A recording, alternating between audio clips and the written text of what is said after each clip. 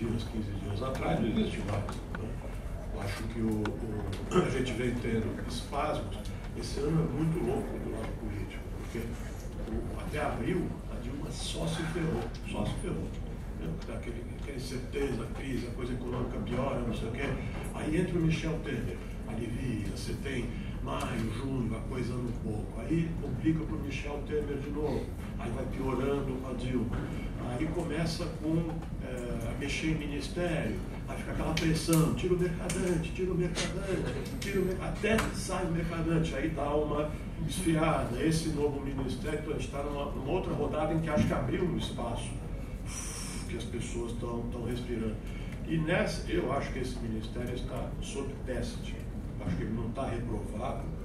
Umas 3 semanas atrás a gente foi numa conversa lá, cara, acabou o governo, esse ministério novo. Não é bem assim, os caras são do ramo, tem gente do ramo ali. Não, que é isso, tem gente que não é do ramo e tem gente que é do ramo. Neste caso existem pessoas do ramo, não estou falando bem ou falando mal. Tem gente como o Michel Temer é do ramo, pelo amor de Deus. O Sarney é do ramo. Não, só falta dizer que ele não é do ramo. O ponto é assim, eu acho que não tem mais esse espaço, esse ambiente político para discutir isso. As medidas dentro do Congresso, o que ficou combinado por enquanto, me parece, pelas agendas e calendários, antes do Carnaval não acontece nada de relevante. Em março do ano que vem é que vamos ver como é que está, para ver como é que fica. Ou seja, não é mais um cenário que eu acho que está na mesa. Tá? Portanto, eu não respondo a segunda parte da sua pergunta.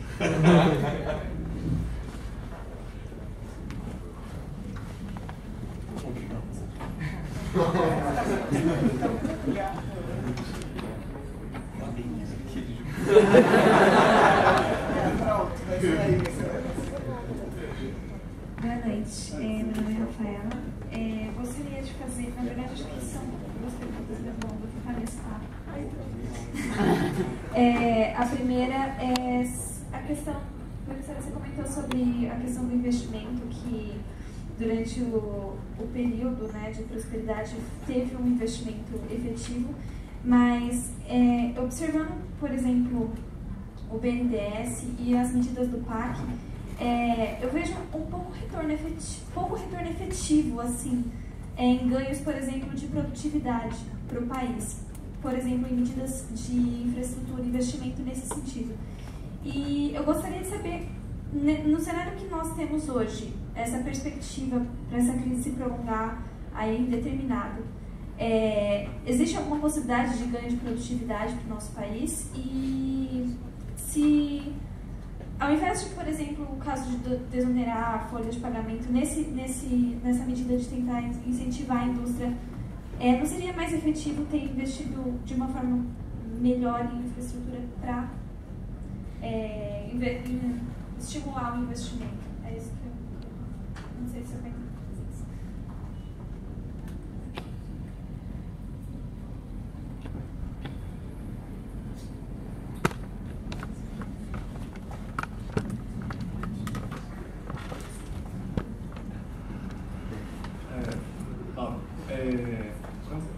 Pegando o gancho dessa questão de investimento, esse baixo investimento talvez não está muito ligado a gente tem a indústria com baixo investimento, mas a gente tem a composição da economia brasileira muito focada em serviços, né?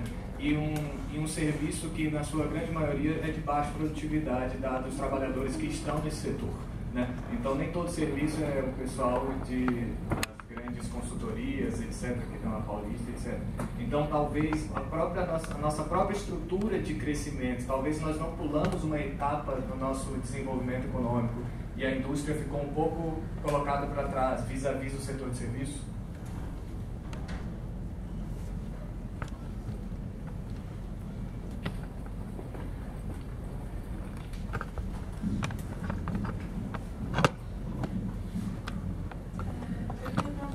A gente tem um grau razoável de liquidez no mundo e assim, o Brasil é um dos que mais paga E assim, oferece menos risco, porque entre o Brasil e a Rússia eu acho melhor ficar com o Brasil. E eu queria saber se de alguma forma esse capital ele vai ser aportado e se ele significa alguma coisa para o investimento, ele só vai ficar no mercado financeiro e é só um capital especulativo.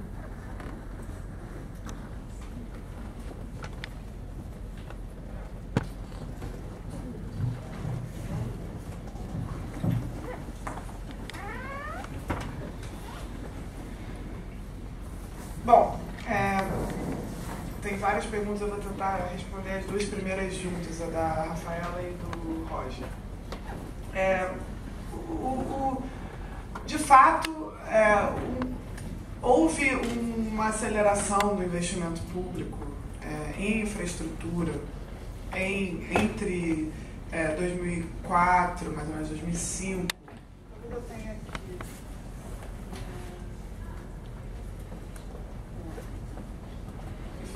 Entre 2004 e 2005 e até 2010, que, enfim, foi aumentando em proporção do PIB. E é claro que isso teve, sim, um efeito positivo, não só na dinâmica da própria indústria, né? Isso movimenta cadeias produtivas, a produção industrial aumentou e cresceu bastante nesse período, se investiu mais no setor privado, mas também o próprio crescimento da economia que vem daí gera respostas endógenas da produtividade. O que eu quero dizer com isso? Eu acredito que a produtividade não é apenas enfim, uma fruto de um desejo genial de algum inovador de ir lá e inventar uma nova tecnologia, né? Então, muitas vezes, os aumentos de produtividade dentro da indústria, ainda não estou entrando na composição, dentro da indústria, responde ao próprio crescimento, porque quando mais se investe, mais se compra máquinas, essas máquinas normalmente são novas, são mais produtivas do que as anteriores, e isso, em geral, faz com que a produtividade cresça sempre com um certo lag depois da economia crescer. Isso aconteceu dentro da indústria, isso aconteceu nesse período de expansão. De fato, esse investimento público depois se estagnou e fez essa aposta nas desonerações e nas concessões, achando que o setor privado tomaria esse papel. Não tomou, seja porque as concessões foram mal desenhadas, porque mesmo se elas fossem bem desenhadas, elas levariam uma eternidade. E além disso, enfim, fora os órgãos de controle, etc., que dificultaram um pouco esse processo, e além disso, você teve, enfim, um custo fiscal das desonerações e deixou então de fazer investimento público. Eu realmente achei que eu tinha o gráfico e eu acho que seria bom mostrar. Então, esse aqui é o investimento público, só o público, em relação ao PIB. Tá? A parte mais escura é a formação bruta de capital fixo, propriamente dito, e a parte clarinha é Minha Casa Minha Vida, né? Investimento público residencial. Então, você vê que até 2010 o investimento público cresce monotonicamente durante os 2 primeiros governos Lula. Era um dos principais motores até do crescimento econômico. E aí, desde 2010, você tem primeiro uma redução e depois uma estagnação do investimento público, formação bruta de capital fixo, né? E aí o que cresce é Minha Casa Minha Vida, que aí não tem muito efeito de produtividade. Seja um programa importante, tem seus problemas, suas falhas também. Agora, de fato, o que acontece é uma mudança de estrutura produtiva e que tem um efeito composição na produtividade de trabalho da economia como um todo, né? E isso é uma das falhas do modelo de crescimento do governo Lula. O crescimento do setor de serviços é um problema, necessariamente? Não. Acho que o crescimento do setor de serviços no Brasil veio como um fruto positivo do processo de redistribuição de renda. Então, quando você redistribui renda, as pessoas demandam mais serviços, porque se a pessoa só recebe uma renda mínima, né, ela vai consumir o quê? Cesta básica. Né? A cada incremento de renda que ela tem, ela vai começar, vai no restaurante, né, vai no salão de beleza, que aliás foram os 2 setores que mais cresceram de serviços nesse período. A alimentação fora de casa e serviços pessoais e de beleza.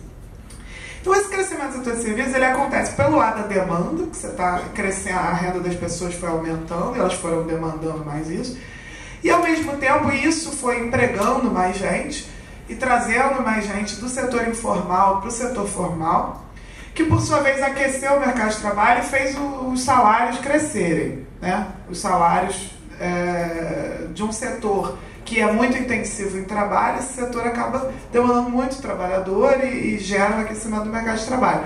Isso foi uma das razões para se ter inflação, mesmo em anos em que a economia cresceu pouco aí, nesse período, né? Porque, na verdade, os salários cresceram muito rápido e os preços no setor de serviços cresceram muito rápido. Agora, é uma inflação que até aí, enfim, das menos piores, no sentido seguinte, agora a gente está vendo uma inflação que é muito mais recessiva. Essa inflação, pelo menos, era renda para alguém, né? Era salário do garçom, do cabeleireiro, do trabalhador doméstico. Esses estavam tendo ganho real, salário. Aumentou o salário deles, mas eles estavam comprando mais contra filé, né?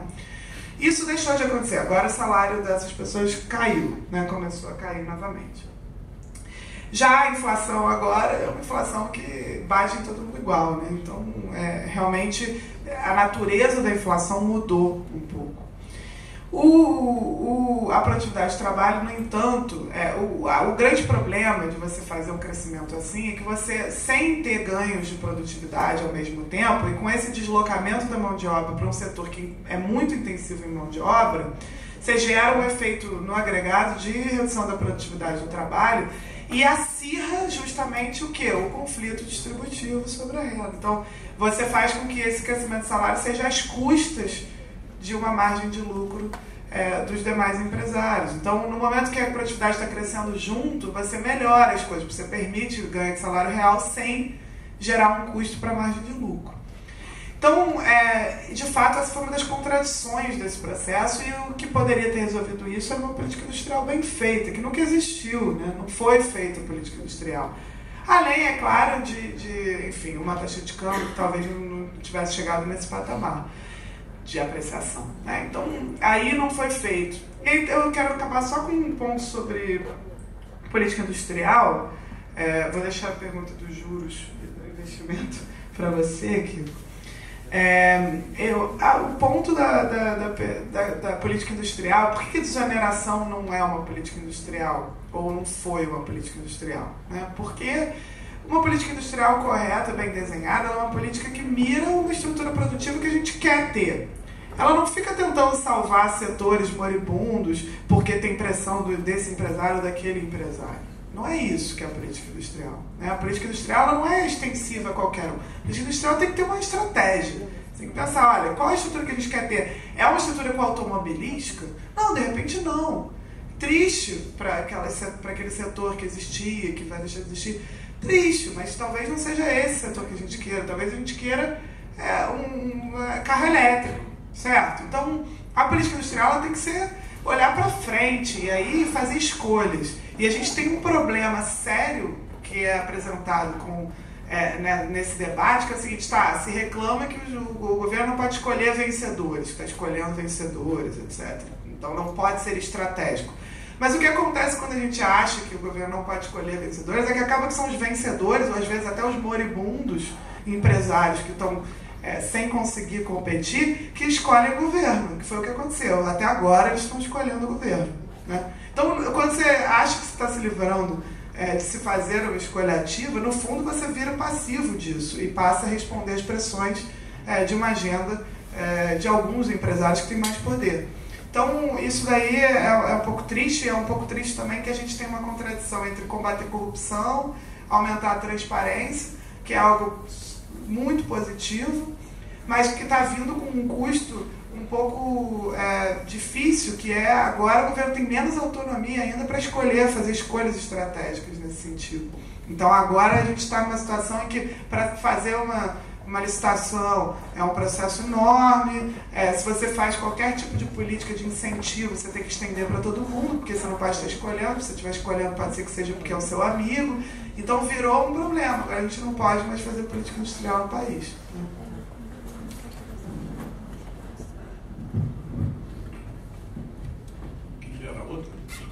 Tinha capital aportado para o Brasil sim, escobachou, baixíssimo. Em relação à Rússia, não tenho certeza. Aí tem várias coisas. Antes de mais nada, sugiro, é uma pergunta muito legal, porque é pouco tratado esse assunto, na minha opinião, com seriedade, né? Já deve ter, pega no site do FMI, alguma coisa que já mostra como esse ano o fluxo de capital para emergentes em geral já caiu. A UNCTAD, que também é das Nações Unidas, também tem um relatório semestral, eu acho que do primeiro semestre está pronto também, e mostra como vem caindo o fluxo para chamados emergentes. Os emergentes teimam em não emergir, vão continuar emergentes e não emergidos. Não é, Helena? Nós nunca seremos emergidos, somos emergentes. Ou seja, você tem um fato aí que é, apesar da liquidez internacional, apesar dos juros baixos, apesar da China estar quase entrando num movimento forte, muito forte de política monetária creditícia, a simples possibilidade de que a taxa de juros nos Estados Unidos possa subir já reduz brutalmente a velocidade de saída de capital, seja da China, da Europa ou dos Estados Unidos para nós outros. Isso ainda mais se você pega um país como o Brasil com essas dificuldades que a gente está conversando aqui, né?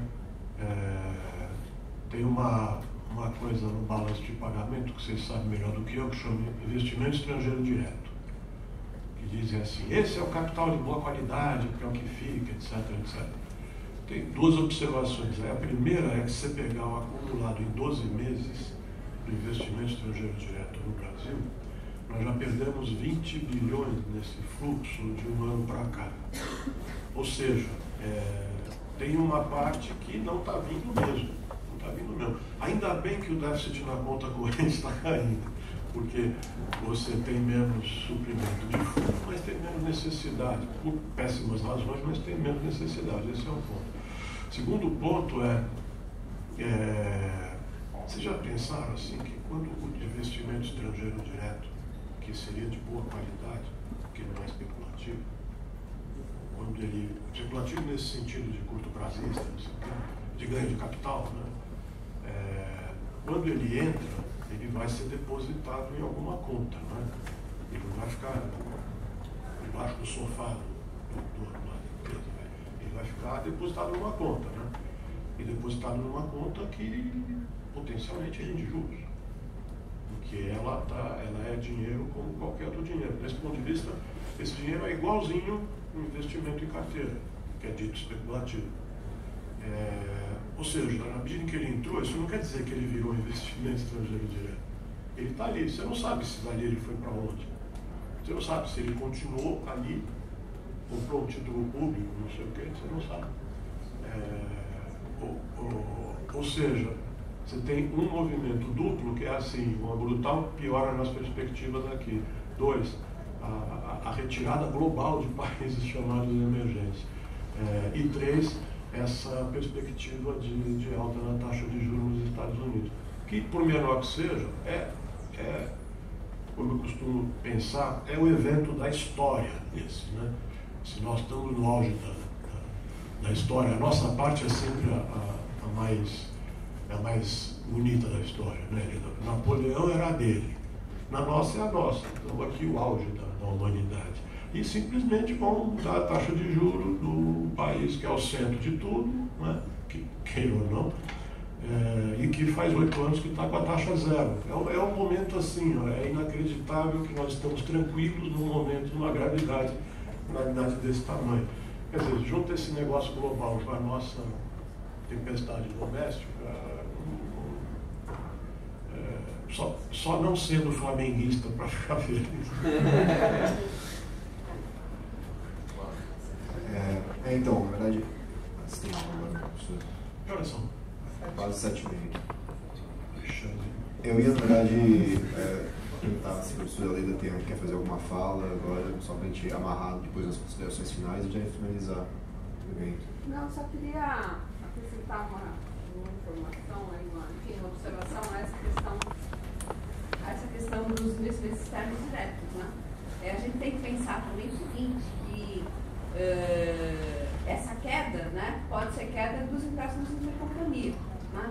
Certamente é queda dos empréstimos intercompania, porque enquanto você tinha uma taxa de câmbio baixa, né, apreciada, combinada com um diferencial de juros interno e externo muito grande, né, era um bom negócio você ficar mandando dinheiro emprestado lá de fora para cá, para dentro. Né? E só que isso entra na estatística do investimento externo direto. Né? Outra coisa, e agora eu acho, quer dizer, essa perda de fluxo, ela depende não, acho que ela está relacionada com a mudança no panorama. Né? Você está com um processo agora de desvalorização, né? e não de apreciação. A outra coisa é o critério, quer dizer, o que define, onde a gente põe a linha de divisão que separa o que é investimento em carteira de renda variável, ação, né, do que é investimento externo direto. Até onde eu sei, há um critério que diz o seguinte: se o capital externo entrar para comprar uma participação de até 9%, que seja até 9% do valor do capital da empresa, ele entra como investimento em carteira. Né? Se ele for acima disso, ele é considerado investimento externo direto. Mas, enfim, então, quer dizer, não tem uma diferença assim tão grande, né? Para a gente dizer, olha, isso aqui é um capital excelente. Eu acho que tinha no passado, quando investimento externo direto significava sempre, né, ampliação da capacidade produtiva do país. Porque isso, o investimento externo direto era configurado não quando vinha comprar ativo, etc., até porque isso não existia, mas sim quando uma empresa multinacional, né, entrava dentro do país para criar uma planta produtiva ou alguma que já estava aqui dentro e ampliava a sua planta. Aí sim você podia dizer, não, isso aqui é bom porque você está diretamente ligado à capacidade produtiva do país, né? Deve ter muita produtividade, etc, etc. Agora, nesse contexto de agora, em que o investimento externo direto é compra de patrimônio que já existe, que é ação, que você não sabe muito bem onde fica a linha divisória entre o que é carteira e o que é investimento produtivo, ou supostamente produtivo. E mais, considerando que os empréstimos intercompania também estão dentro desse saco, então acho que tudo fica mais desnebuloso. Eu queria acrescentar essas observações.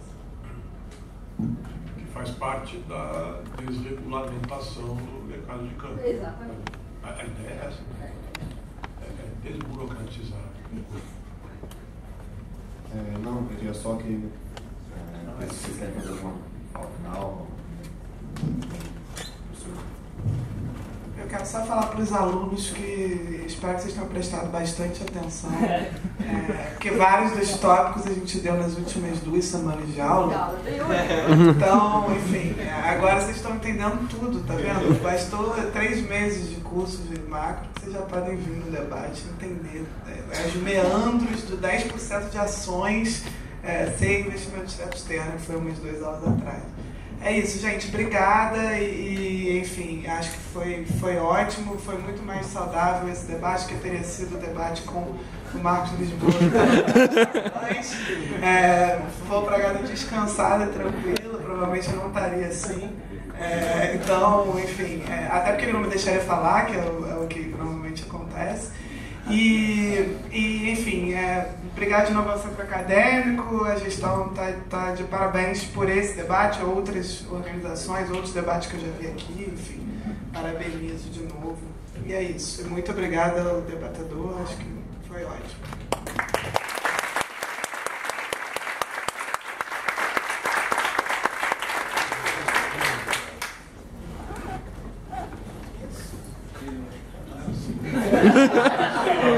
Tem uma lista de coisas para brigar com ela, viu? Podia ter sido mais assim, mas eu não interrompo as pessoas. Mas olha, obrigado, como sempre, muito bom saber que tem vida inteligente aqui. Isso aqui tem as árvores também. Mas é sempre legal ver que tem espaço para trocar ideia, né? Discutir, concordar, discordar, né? E ter esse desprendimento, né? Acho que isso faz parte. Obrigado pela iniciativa mais uma vez. E foi muito legal a laureação.